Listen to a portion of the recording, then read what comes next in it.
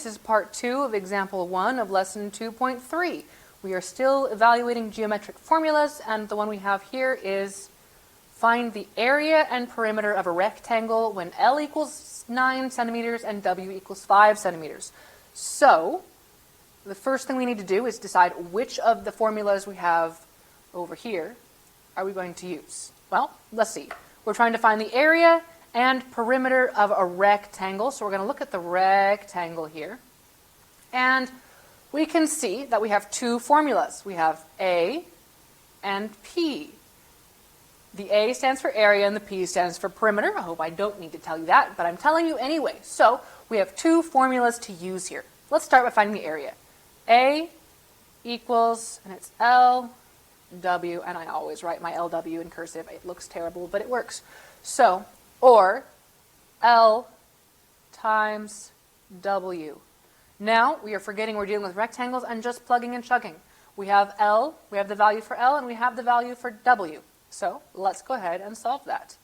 A equals L times W times equals L is equal to 9, so I'll substitute 9 for L times W is 5. So A equals 9 times 5, which equals 45. And because we're dealing with area, we're going to write something squared because we're dealing with square units, just like I've got in my background. Centimeters squared for area.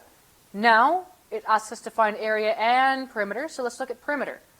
Perimeter is P here, and that's P equals 2L plus 2W.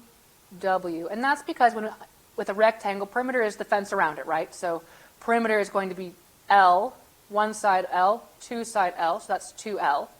And then one side is W, and the other side is W, and that's 2W, and that's just basically add the sides. But there's a formula for it, so we're going to use the formula. So, with our values, we're plugging in. P equals 2 times L is 9.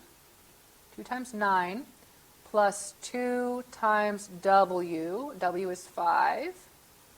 And now we solve. Order of operations, we do multiplication first. 2 times 9 is 18. My pen works. 18 plus 2 times 5 is 10.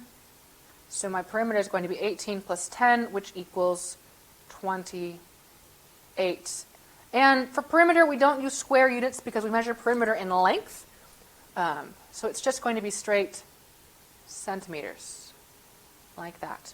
And that is the area and perimeter of a rectangle. It only took a couple of steps each, just 2 steps each to solve.